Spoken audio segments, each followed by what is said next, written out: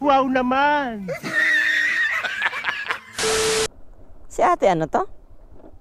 Mama ni Pate? Tama ba ako? Hindi, si Keisha yan. Ay putik Keisha.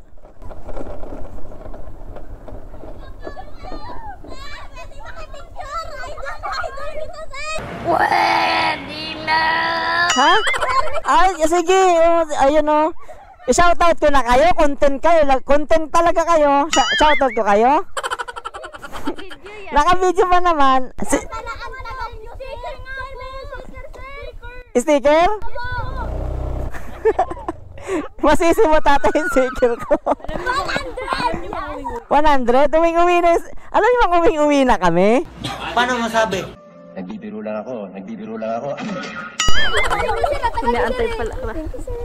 Uy, 100 nga posted daw, sabi po ni Ma'am. Di ba nilibre ko na kayo kanina? Yun kay Ma'am kami si Ray.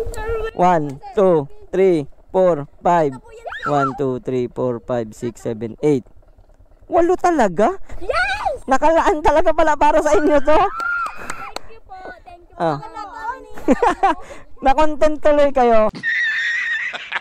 Ito po sabi ni Ma'am. Binigay ko na sa kanya. Oh. Sige, uwi na kayo. Parang napipilitan lang si Jayban. Si Jayban, nasama lang si Jayban, oh.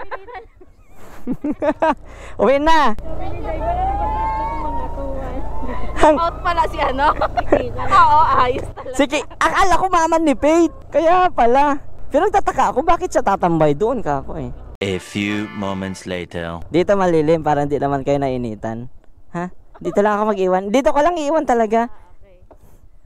Bababa pa ba kayo? Ay putik. Oh, baba na kayo, sige na.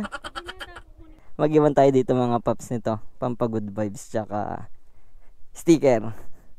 Hanap lang tayo ng pandagan. Ay, ito. Yan. Para hindi obvious. Ito mga paps. Lagay ko lang dyan. Yan. Tapos takpan ko nito. Yan, daganan ko. Yan. Dito. Dito natin yan iniwan.